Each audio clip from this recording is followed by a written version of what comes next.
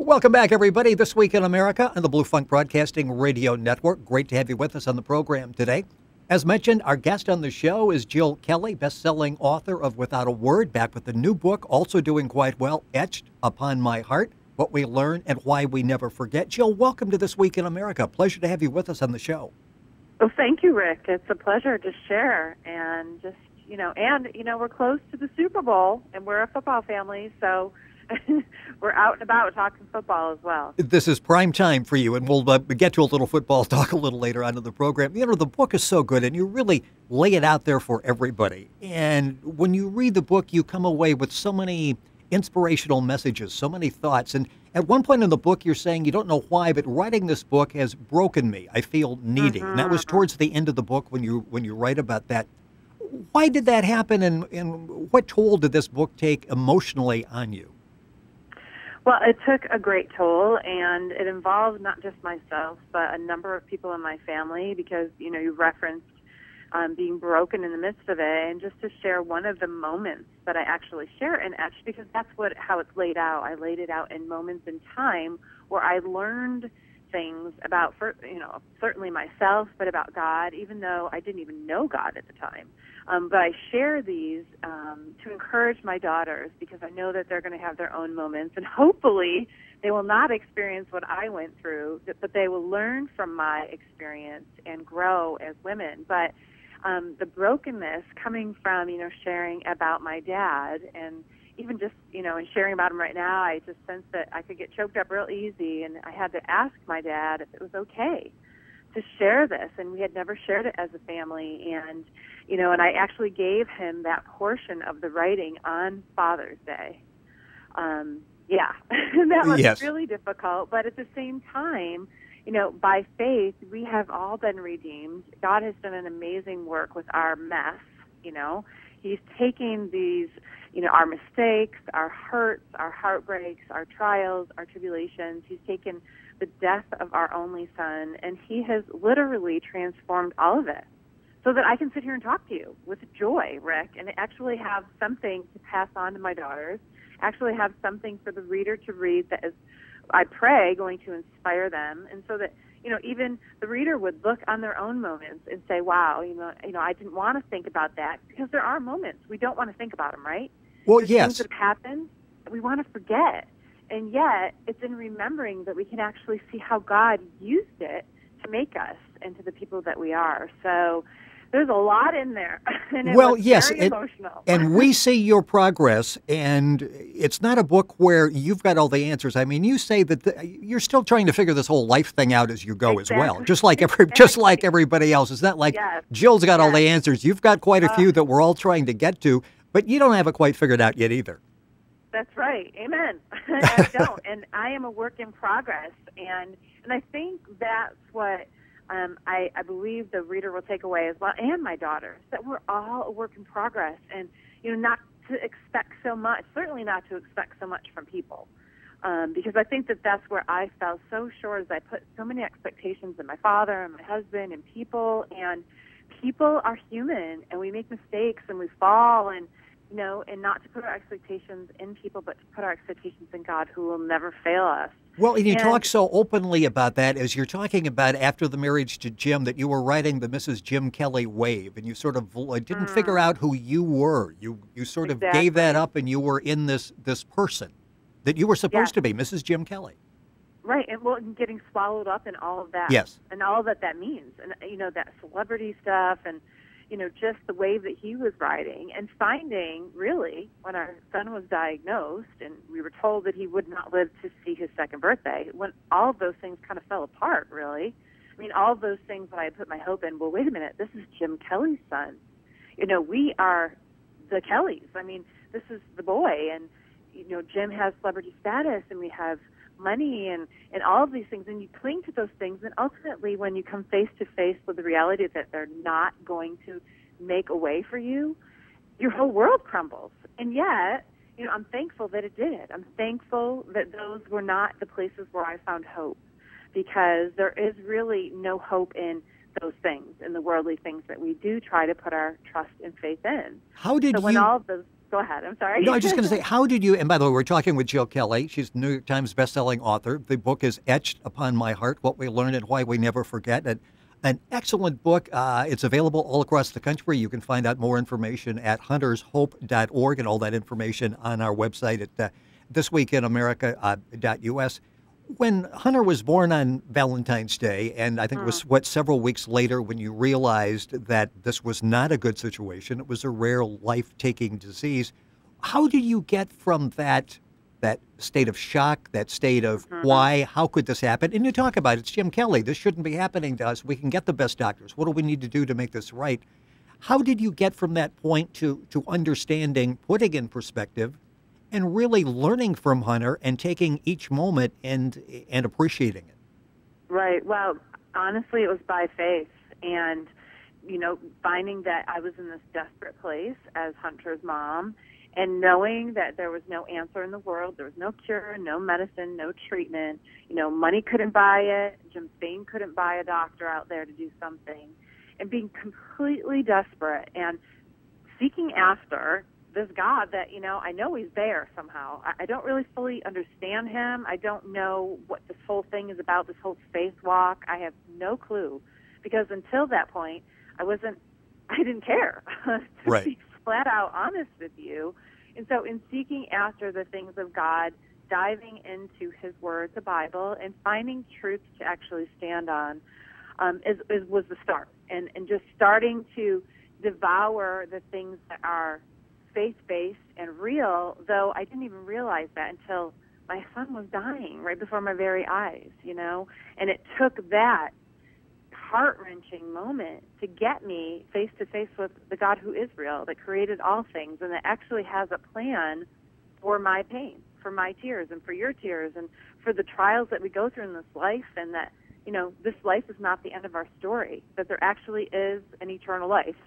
And it's not all said and done here. And so I started to learn all these things, and it helped us to put in perspective Hunter's suffering. And not only that, knowing that no one was out there working on this disease, helping families with this disease, it was incredible motivation and an inspiration for us to do something for other families. Well, you started the foundation, yes, and you're still working at that. Are we seeing any progress being made?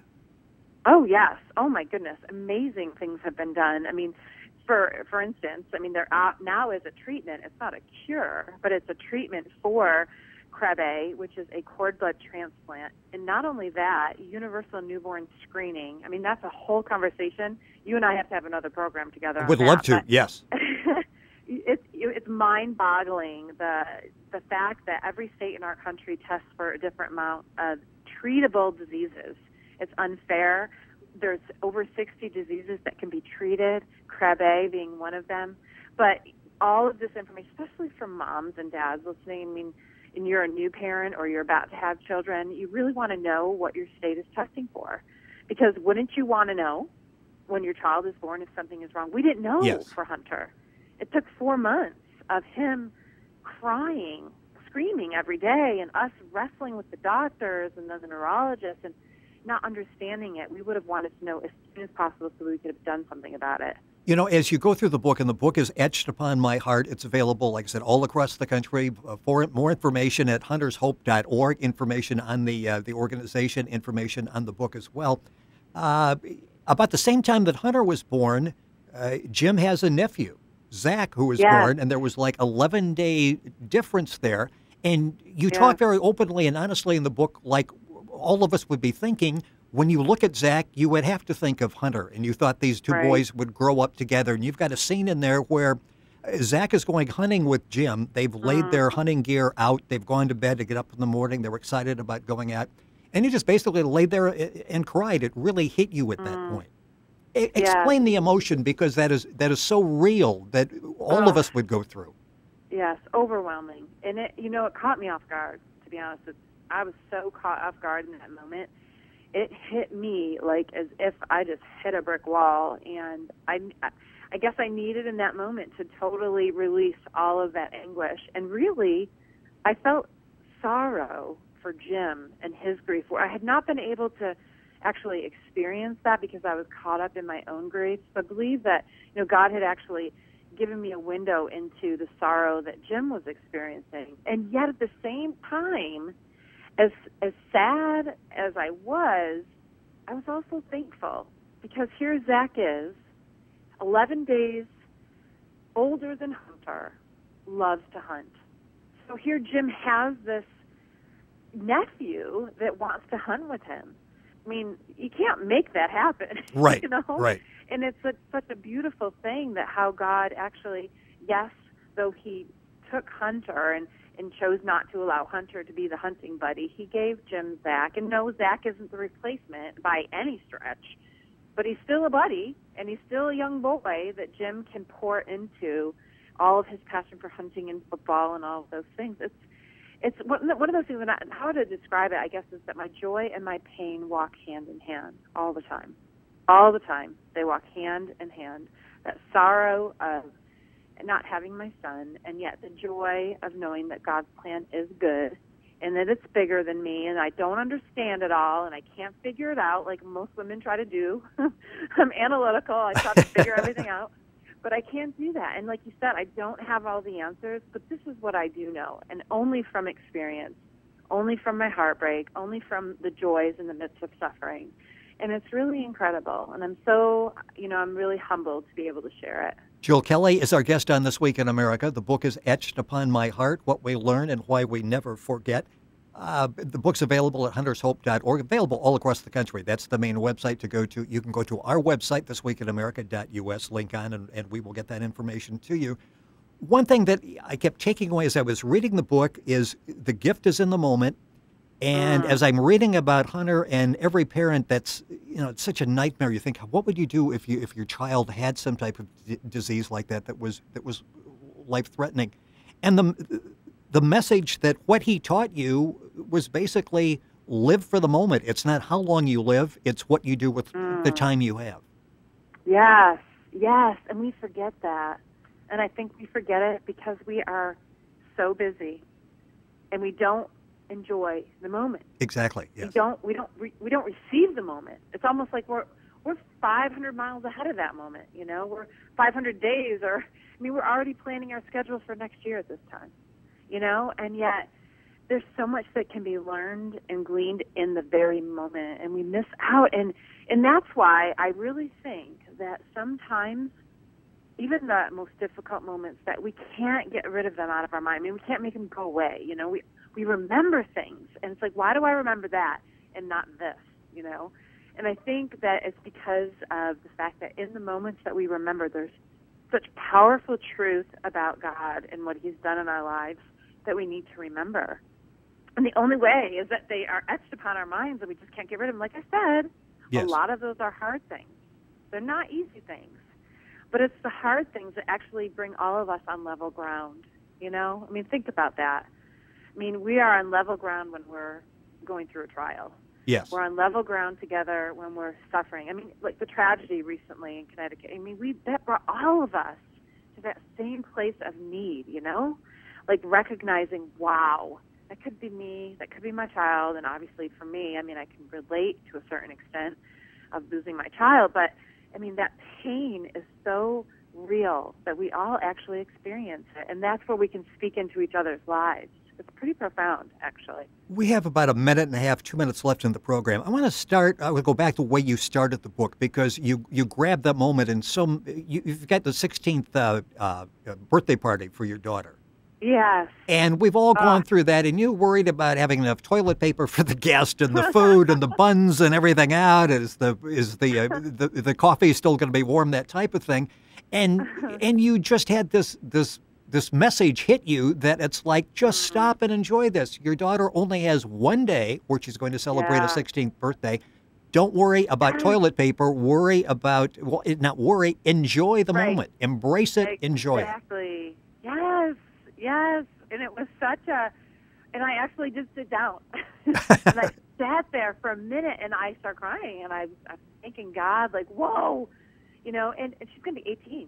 Which is funny because, it's already 2 years has gone by. And think about how fast time goes by. Yes. And yet, if we don't stop, and if something or someone doesn't stop us, we won't reflect. We just won't, because we keep going and going and going. And I'm just so thankful to be able to have, reflected and shared it and etched. And I hope that whoever reads it will do the same, because it will be well worth the time, even if it hurts, even if it hurts.